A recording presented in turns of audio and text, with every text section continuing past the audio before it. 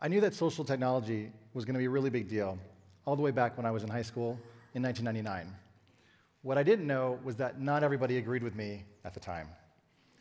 I discovered this when I was kicked out of high school for building a website for the Gay Straight Alliance, which I also didn't know was a club that was banned. All I wanted to do was connect people through this amazing new invention called the internet. And instead, I got the boot. Turned out my high school was not the best place to become an entrepreneur in social technology. So fast forward a couple years, and I found myself in San Francisco. I found a bunch of people who were interested in very similar things that I was interested in, specifically solving social problems with technology. Now, a lot of my friends ended up building and creating the products and companies that have become household names, from WordPress to Flickr to Twitter to Instagram and Slack. As you heard, my own contribution to what became known as the era of Web 2.0 was the hashtag, an idea that was originally too nerdy for Twitter to actually adopt, and yet has had a profound impact on the way that people use social media today to find and connect with others. And this is evidenced by the fact that there are over 200 million hashtags used per day on Twitter alone. And so if you think about the way in which this little idea has given rise to social movements like the Arab Spring, or Black Lives Matter, or the Me Too movement, and many, many more, that humble beginning has, of course, spanned over time. Now, the products that me and my friends started building in 2004 are now used by billions of people around the world. And I was there at the very beginning. But it's impossible not to look back at that success and also consider some of the negative consequences that the rapid rise of social media and the use of smartphones has brought to us. Now, some of the problems that we're experiencing today, I think, are due to the fact that we had to reduce the complexity of deep social interactions between people. For example, the like button. Now, you'd think that it might be easy enough as a product designer to come up with a button that expresses that you like something, right? Well, when you put that into a commercial context, like a Facebook page, suddenly the meaning becomes less clear. Is it that you like TEDxBend for yourself, or that you want to show your friends? Are you asking to receive updates, or something else entirely? This type of confusion abounds in social products. And even as we've tried to make it easier with things like stickers and emojis and GIFs to communicate through these platforms, even still, it can be very hard to know what someone's actually trying to convey. Just consider, for example, the various ways that a single emoji is represented across different phone manufacturers' devices. And it's not like we're trying. We're really, really trying to express ourselves through these platforms and devices. But what we're trying to do is to communicate these complex ideas and feelings into a digital equivalent that a computer can receive and then translate to someone else. And this is why what might be a joke for one person comes off as being mean or bullying to someone else, or a simple offhand comment can actually be completely misinterpreted.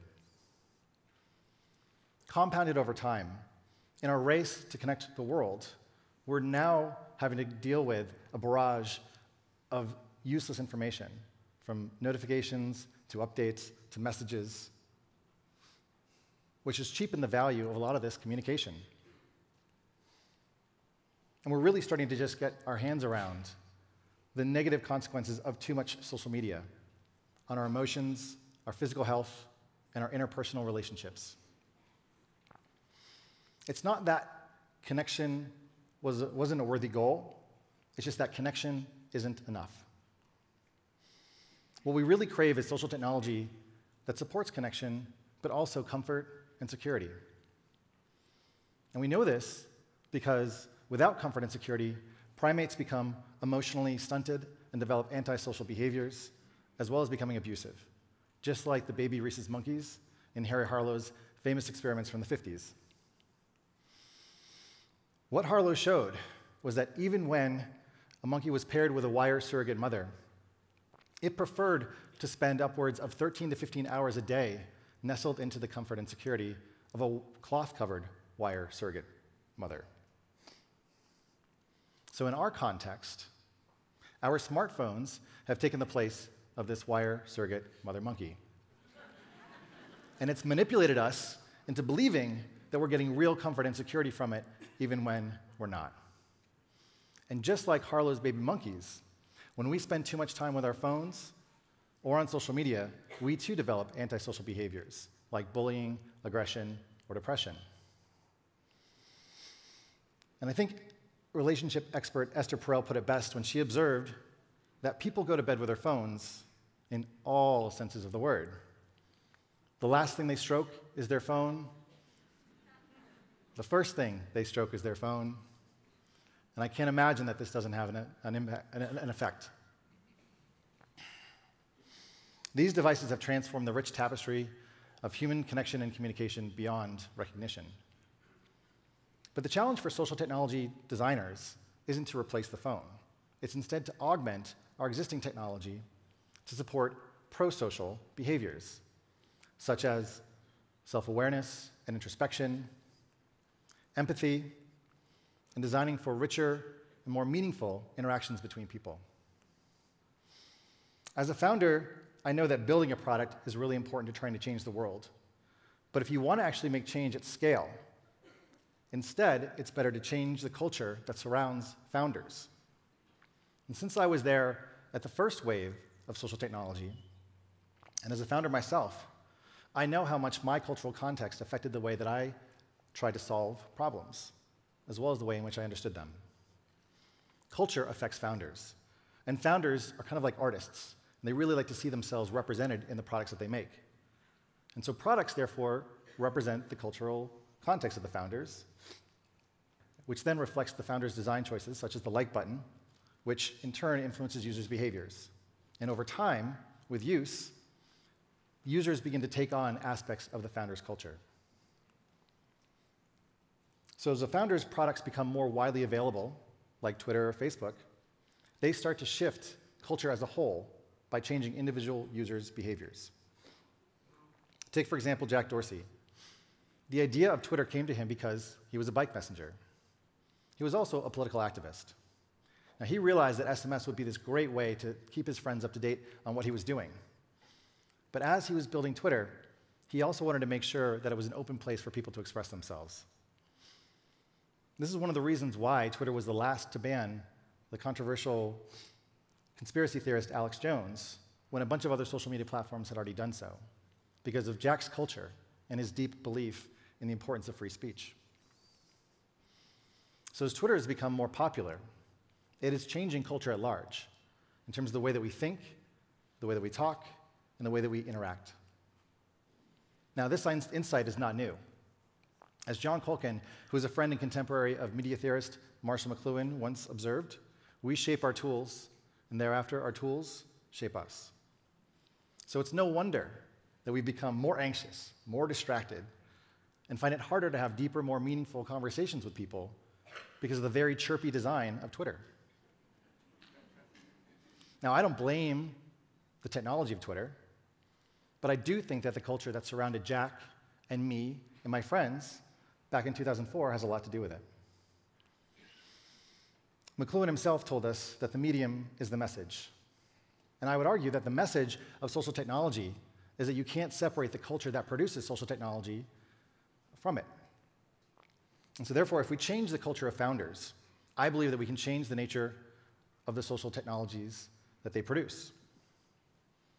So if we start by cultivating emotional intelligence and empathy earlier in the lives of the next generation of founders, then the next Twitters and Instagrams will hopefully include features that inspire emotional intelligence and empathy in the users of those products. This is already starting to happen. For example, this is a feature in development on Instagram right now, which asks users to take a step back and think twice before posting bullying comments. But it's not enough to just design these features. Instead, we have to create and inspire a culture of emotionally intelligent entrepreneurs, or popularize what Professor Scott Galway calls wokeness as a business strategy.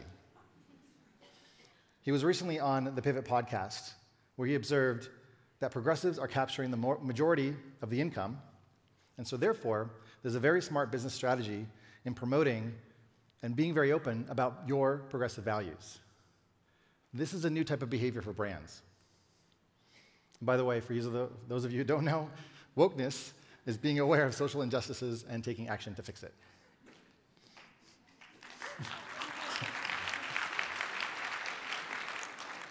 It's a good word, right?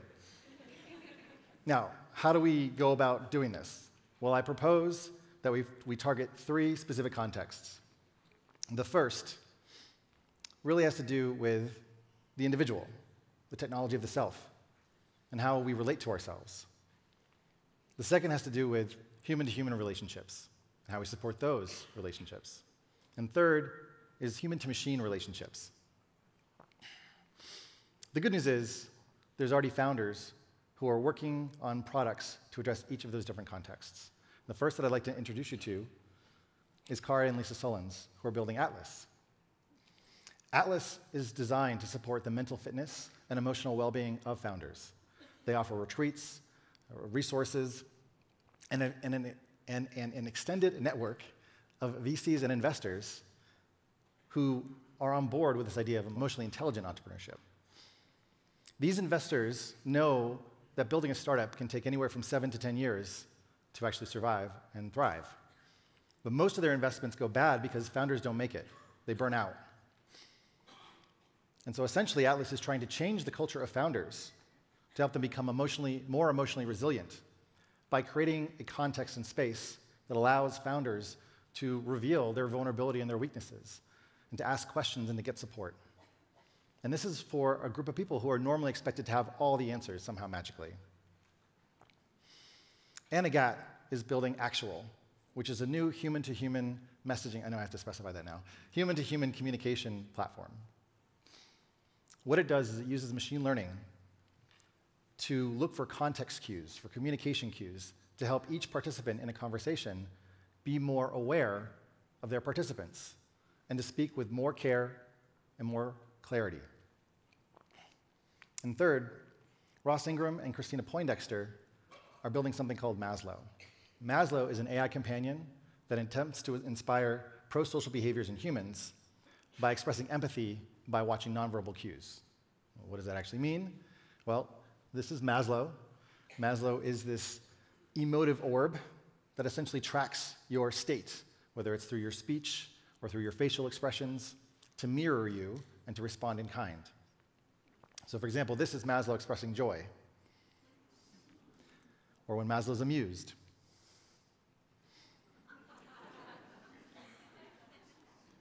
Or when Maslow is surprised.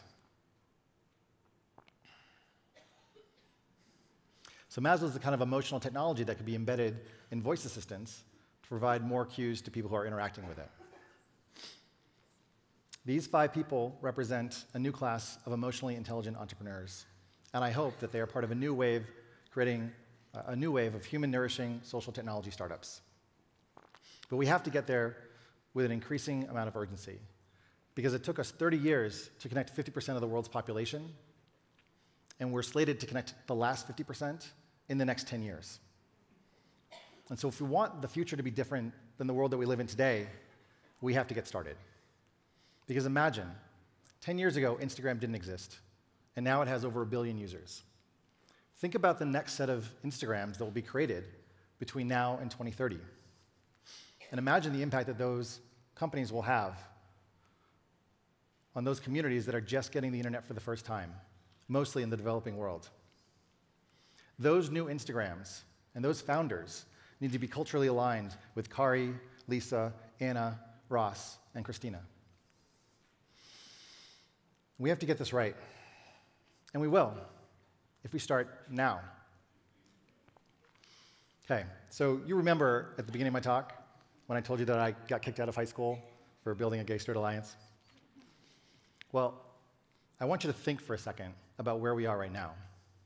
We're in the auditorium of a high school that is no different, really, than the one that I went to, which is where I started my journey in social technology 20 years ago. If I could go back and have a conversation with myself then, as a founder now, of course I would encourage my interest in computers, and design, social products.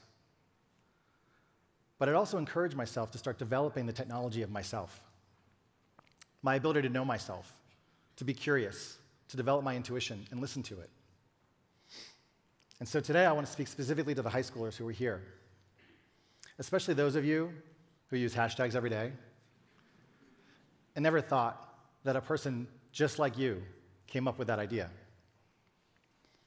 I came up with that idea because I wanted to use technology to connect people, and I have.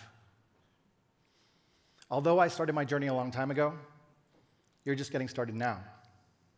You guys have grown up steeped in social media, and trust me, you're in the best position to change it. So if you don't like the way that social media makes you feel, or if you don't like the way that people treat each other online, you can change it by first developing the technology of yourself. Then go build the next Instagram, the next Twitter, the next Snapchat, or hopefully something way better. So your products can help the rest of us become the technology of better humans. Thank you.